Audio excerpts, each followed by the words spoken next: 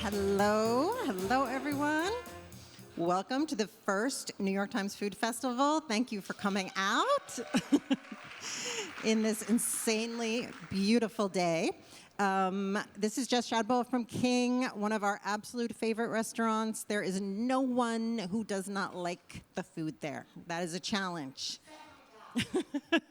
What doesn't he like about him? That's what parents are for, really, yeah. So, Jess, tell us what you're going to make today. Well, so what I want to do today, I'm going to make a orecchiette, and I kind of chose this recipe because it's such a showstopper when you've kind of got your friends coming around. It's a real kind of like wow factor, and it's so easy. It's like embarrassingly easy. And the ingredients that you need for it are kind of store cupboard essentials. So anyone can do this, I promise you.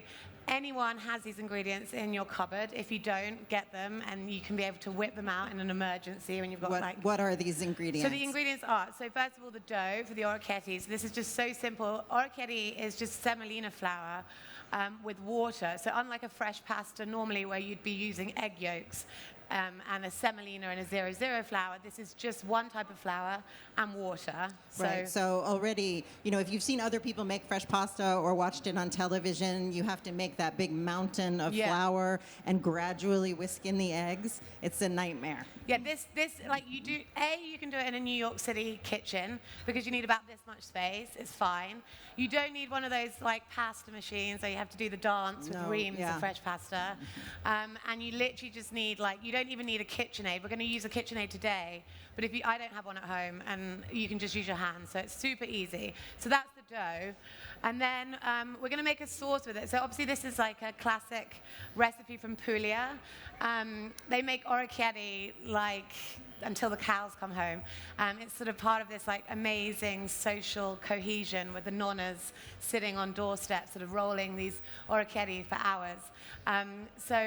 And then typically they would make this sauce, which is with cima di rapa, which is like a sort of broccoli rabe or a turnip top. But in true classic situations, I went to the restaurant this morning and the broccoli rabe wasn't available today. So we have these delicious dandelion leaves, which are exactly kind of really do offer the same thing. They've got that nice bitterness. Bitter. But you could use cima, you could do these dandelions really nice, you could do a rainbow chard, it's really flexible. So this is another reason why I wanted to show you this recipe, because it's kind of like fridge trawl, whatever you've got in your fridge, you can go for it. So dandelion leaves, and then we're going to just make a little sauce with the dandelion leaves, some beautiful Taggiasca olives, anchovies, and a little bit of ricotta salata, I think. Should we go? Go. Okay. If I forget something, Julia, please tell me, because the chances are high. Salted water.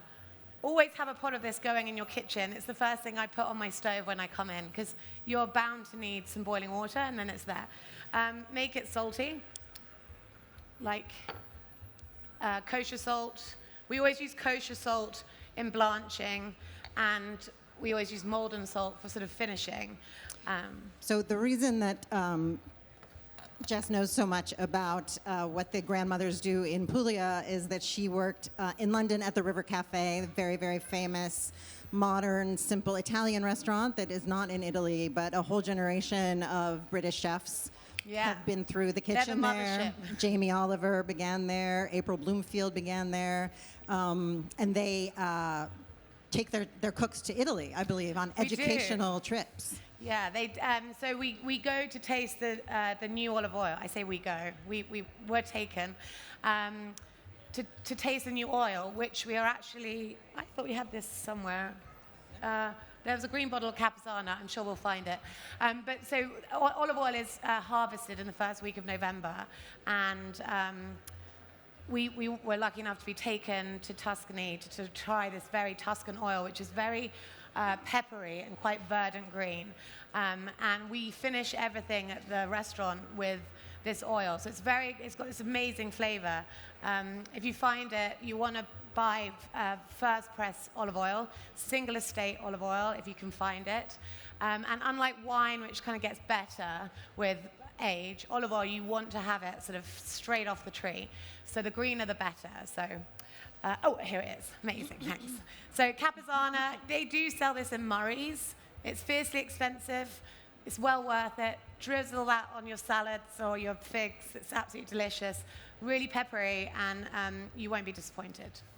Yeah, more and more olive oil producers here and really all over are putting the date of the harvest. This is a 2018, and overall, about 2 years is as long as it has a life of like being really delicious. Of course, you can use it.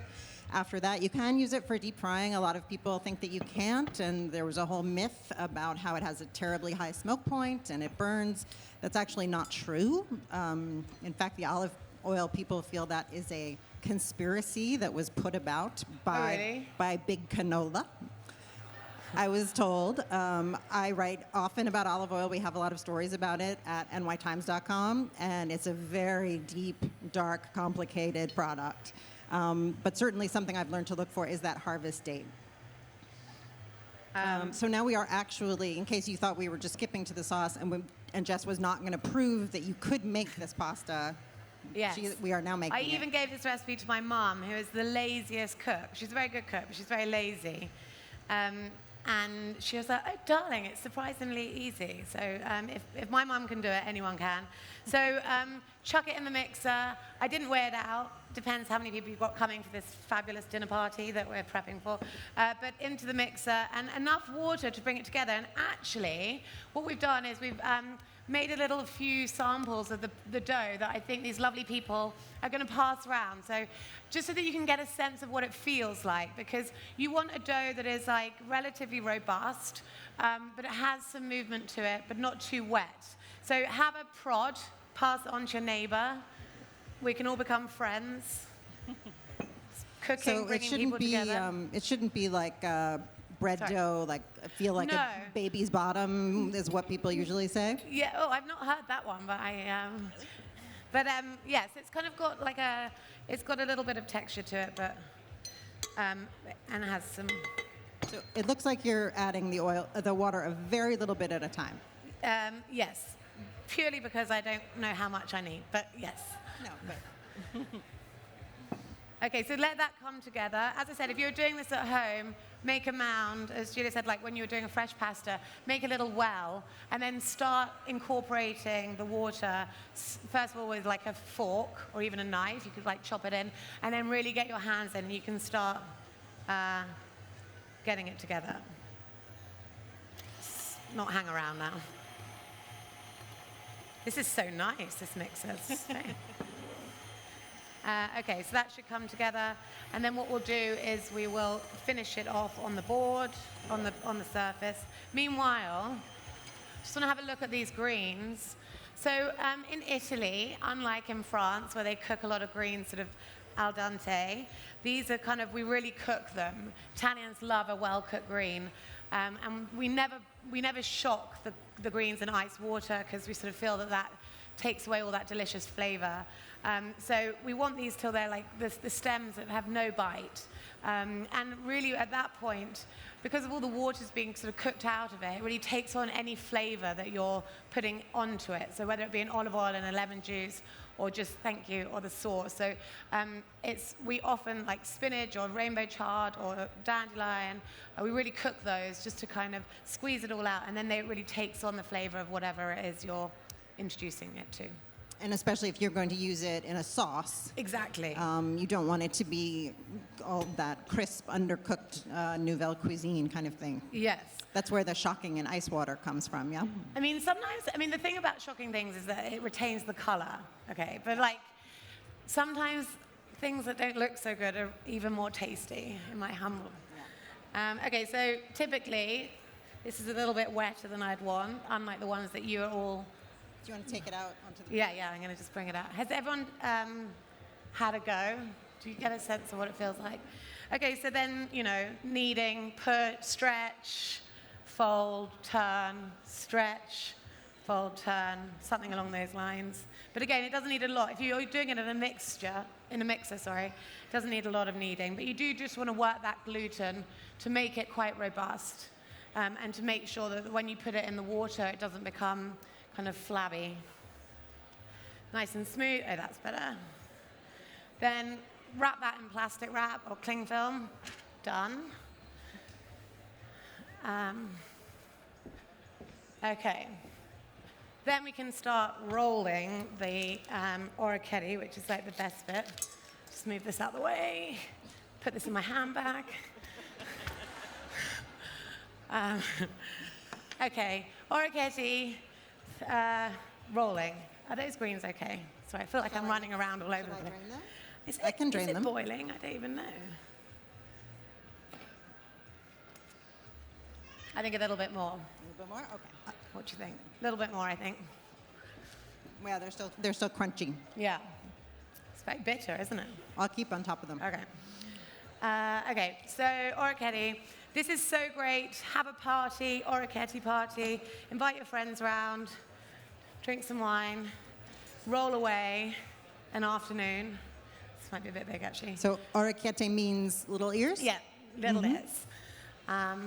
And a really great thing to do with kids. In fact, is my little friend Max here? Is Max here? No, he said he was coming. Is he here?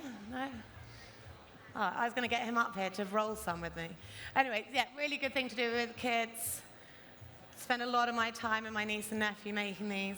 So into a nice long sausagey thing.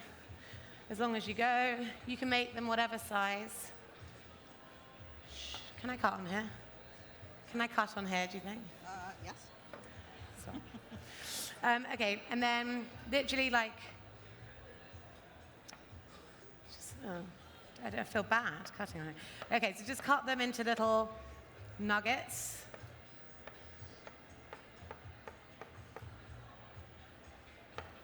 When I was learning pasta at the River Cafe, the head chef there is a guy called Joseph Travelli, and he's just actually published his first cookbook. You should buy it. It's called The Modern Italian Cook, and he's the most amazing chef.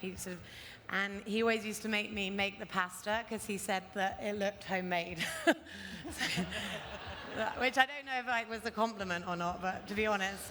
He was like, Jess, your pasta looks really homemade, i.e. looks like my niece made it.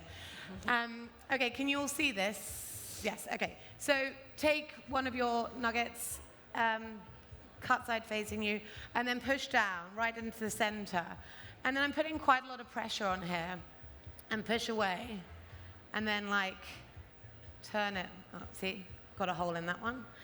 And then do it again.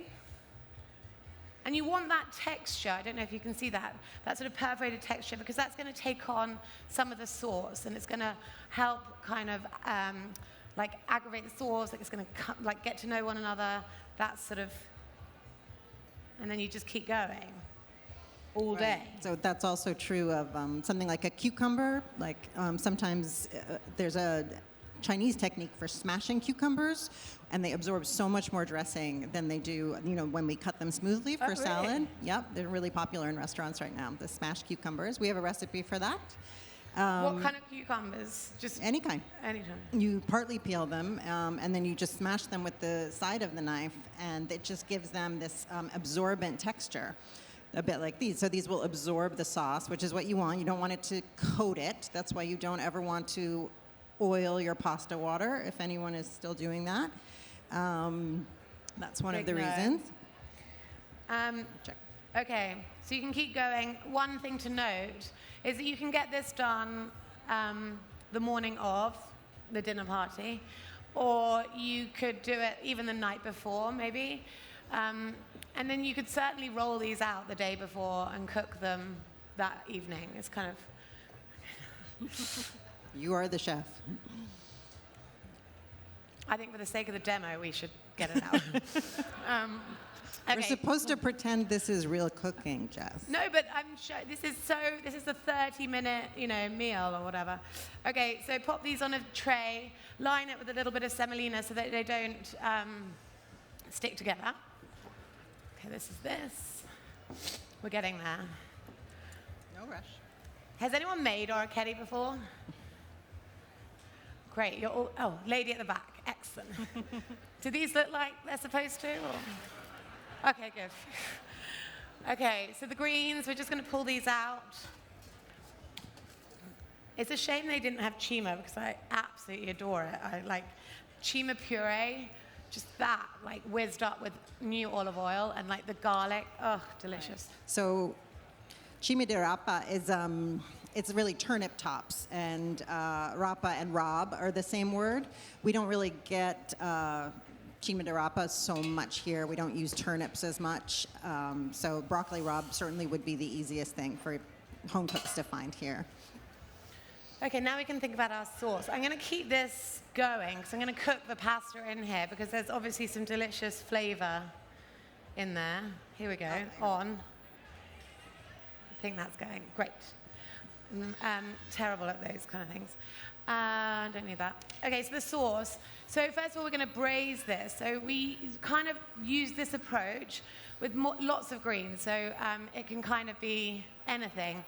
Broccoli, normal broccoli, spinach. And it's a really lovely way of sort of imparting a little bit more flavor into anything. You could even do it with like chickpeas.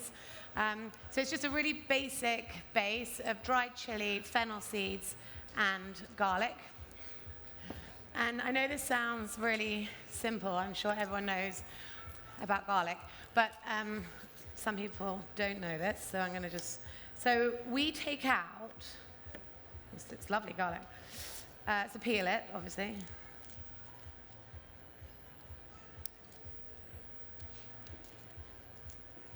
And there's a small root that runs through the center of the garlic bulb.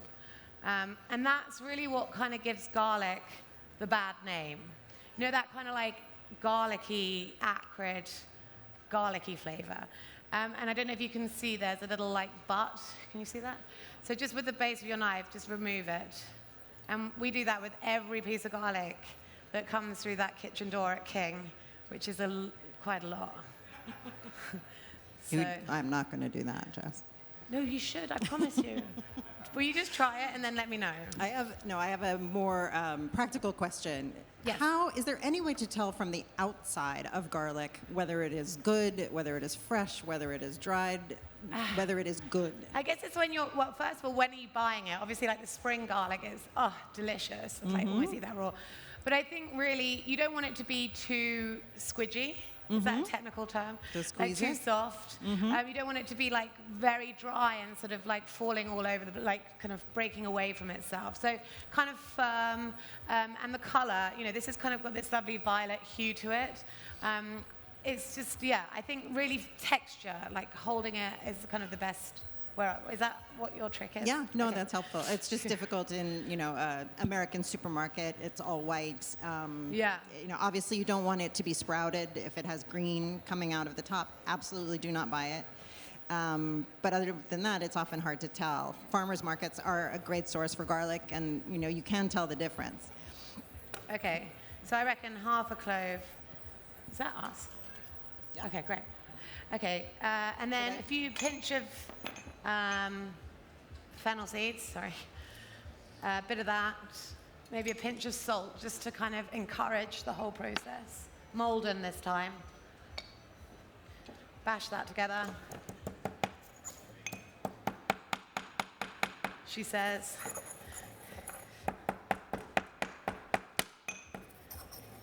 Maybe a bit more salt.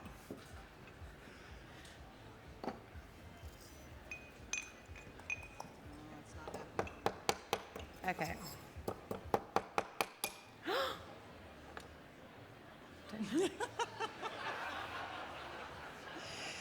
Did we mention that this is our first food festival? I'm never going to be invited back at this rate. That's never happened. Oh, my Lord, I'm so sorry. It's okay. Don't worry about it. Okay. Anyway, so imagine that that's all mixed together, bashed together. Yikes. Okay, chuck that in there, with or without the ceramic. And then I'm going to just leave this here for a second. Oh, gosh. Oh, dear, it was all going so well. Now it's not. Okay, so we've got the garlic in here. We're going to chuck a bit of oil. Not too much because... This clearly would have been the option if you're going to crush so vigorously as Jess does. Was that even the... No, that's a new one. Okay, so a little bit of oil, Magic. not too much, because we want to use lashings of the good stuff at the end. So we've got the garlic, the fennel, the chili, which isn't particularly bashed up, but whatever. Salt, excuse me. Sorry. Oh, sorry. And a bit of pepper. Not too much pepper either. This is actually a really interesting thing. At King, we use pepper very minimally. Because we use this olive oil so much, we think of pepper as like a spice instead of a seasoning. So it's not always like salt and pepper. We really use that kind of consciously. So salt, pepper. Squeeze this out. Chop it. Have I been asked to leave? All right, we're having some technical, interesting moments. So I really want to chop this quite finely. I'll just carry on, shall I? Please, yes. Okay. Really chop this. This in itself, with some lamb, would be delicious. Or, stir through some chickpeas. It's great on toast. It's like a really nice, just additional, but it's really nice as a... Is it going? Great. Okay, so this here.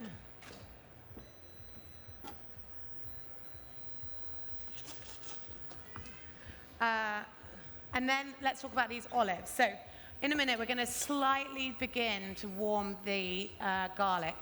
Cooking garlic can be an absolute dream, or if it burns, you're into a whole... Is this even... No. But you definitely want to cook it until it becomes a little bit translucent, and then just before that point is when you want to add the sauce. If garlic burns, start again. It's not worth all this lovely effort. It really becomes... frankly disgusting. So just start it again. And I burn it all the time, probably will today. But we're going to start that off, and then we're going to introduce these lovely Taggiasca olives. I love Taggiasca. They are from Liguria in Italy, and they're a really nice size to begin with. And the sort of skin and flesh ratio, there is one, is really kind of very delicate and tender. And they're not too acrid. They've got a really nice flavor to them. So if you find them, definitely buy them. And these are the anchovies. We always buy anchovies that are salted at King, so not under oil. And they're very difficult to find. Again, if you kind of come across them, grab a few tins for your store cupboard, because anchovies under salt, I don't know about you, they just have a much nicer flavor. And because they're not under oil, the flesh retains this really nice texture. They're not slimy. Yeah, they're so delicious. These on toast as well with butter is ugh, yum. Okay, maybe should I just whiz that over to here? Oh no, maybe it's going. Is it going? Yeah, it's going. Okay, so what we're going to do, so we've got our chopped greens. We're going to roughly chop these anchovies. How are we doing for time? 5 minutes. As much or as little as you want. Everyone always says they don't like anchovies, but half the time they don't even know they're eating them. So ditto, roughly chop these, because you do want a little bit of a texture against the shape of the orecchiette with the olive, which is kind of nice. Let's just so obviously one of the fantastic things about this is that if really all of these things are already made, and it is a sauce that you make in the time that it would take to cook the pasta. Totally. Yeah, if you were using, and you could use dry pasta for this You could use dry, for sure. But you wouldn't get the sort of high five from your friends on the way out of there, which is fine. But you know what? This is really nice, this sauce. I made it the other day at home with bataga, with orecchiette, bataga and chickpeas and parsley, because that's all I had. And it was surprisingly delicious. But I mean, you put bataga in anything, can't you? Bataga is a sort of compressed, cured, salted tuna eggs. Yeah, like a roe. It's a Sardinian. Is it Spanish or no? It's well, Sardinian? we use the Sardinian red mullet roe, and it's sort of like the Italian equivalent, which they have like a kind of caviar. Yeah, it's sort of like very salty. So this is a very crucial part, although very basic. Hold your nerve. Hold your nerve. Sometimes I count back from 10, but that's personal. Because if you put your other pieces in now, you're not going to extract any more flavor from the garlic. Having said that, if you go too far, we're in a terrible situation. But I'm going to give this 10 more seconds. Then I'm going to start putting in the anchovy because I want to let that sort of slightly break down. And we always think about layers of flavor. So there's salt in the water. We're going to use that water for the orecchiette. We're going to dissolve the anchovy in this warm garlic bath. That's another layer. Then we're going to add the olives. They've obviously got a lot of natural oil in them. We're going to add that. So always think about cooking like in terms of layers, like where can you get your flavor laser in? And that's the kind of what makes things super delicious. And now, this. Yum. Made a right mess. Okay, great. Let's chuck the pasta in. Don't make any more of these, no. Shake off any of your extra semolina. You can use that again, definitely. This is where they all fall apart. Hope for the best. And then give them a little second. But what I want to do is we're going to cook them in in the pasta sauce. I'm sure you all know this, but obviously it's much better to kind of cook the pasta in the sauce because it sort of really takes on the flavor of what that sauce is. So a few dribbles of the pasta water in there just because it's got that lovely cima flavor. And then wait for them to rise. So when they rise, they're done? Well, yeah, in theory. Let's try. But, We're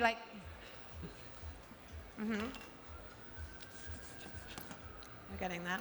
So obviously this is different from what we usually think of as a pasta sauce. But when you really melt it down together in the olive oil and using the pasta water, that really is enough of a sauce if it becomes saturated with the other flavors, and then the orecchiette becomes saturated with the liquid, yes? Exactly, yeah. And then what happens is, because of the way that they're shaped as well, they're going to sort of capture some of that sauce as well. So just chuck these in here. This is the same if you're cooking anything, any pasta. My mother doesn't get this memo because she still does pasta and then the sauce on top. Big no. She still hasn't got that memo. A smaller serving, or do you want the big white one? Or maybe this one. Kind of like a white plate. Obviously, you would have more orecchiette than we had time to produce today. Well, if anyone wants, I was going to say, no, maybe not. I was going to say, welcome to take that home and try it. Give it a turn. You really want to toss the pasta.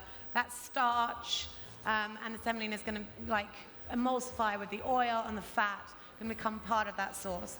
Going to let this go for a little bit longer because I think it needs it. So should the pasta be a bit underdone when you take it out of the water? Yes, just before it's completely done. Should spend about 1 minute to maybe 2 minutes in the sauce. And pasta should be juicy. It should be wet, it should be silky, it should be on the plate and kind of swimming a little bit so that by the time you're gobbling it up, there's still that lovely juicy sauce at the end of it. Often pasta's perfect in the first minute and then you're halfway through and it becomes claggy, right? Do you know what I mean? So really give it a little bit of extra juice and then you won't be disappointed. Okay, I think we're there. Gosh, I've made a mess. Okay, back 30 seconds. Julia, we're going to make it. It's okay. Spoon. One of these. Oh my goodness, we did not mean this to be a marathon for you. Huh? We didn't mean this to be a marathon for you. No. Or a sprint, I guess. Okay, but maybe I've made a bit too much. My sauce to whatever it's called, orecchiette ratio is a bit out, but anyway, frankly, it's the best bit. And this is really the key to the food at King. It's so simple, and yet it's so much better than the same dishes are in other places. And I think it's because of these touches like cooking the pasta in the sauce, having it wet, which, it can continue to absorb. It doesn't dry out. So I wasn't happy with that. I just need it to go. I didn't feel like it needs. And as you see, there is an element of lunatic perfectionism. Sorry, I just kind of feel like it needs to cook a bit more, but anyway. gosh. Good thing. Okay. This is, oh, yummy. Who's going to try this? Is anyone going to give it a go? No, that is illegal. Yes. No, sorry. Thrilled about That this. is not allowed. Pasta at home, knife, yes, one of these. Ricotta salata, we didn't touch on this, but this is a sheep's milk, and it is made from the whey of the sheep's milk, and then it's pressed and sort of salted, so it's got this lovely, like, chalky texture, and it's lovely on salads, great on pasta. Chuck it everywhere. Yeah, nice big shards of it because it looks great. Yeah, it melts in a nice creamy way. And then I love those architectural shapes. A little bit of lemon zest, because why not? And then lashings of this stuff, because it's great. Oh, bang on time. Thank you. Looks like a war zone. Oh, yeah. Now this looks like my kitchen. Okay. Try making it at home. Yeah, it really Please. isn't that hard. Coming up, I think in just 15 minutes, is my colleague Priya Krishna with Indianish, and you do not have to clean up, Jess. Okay.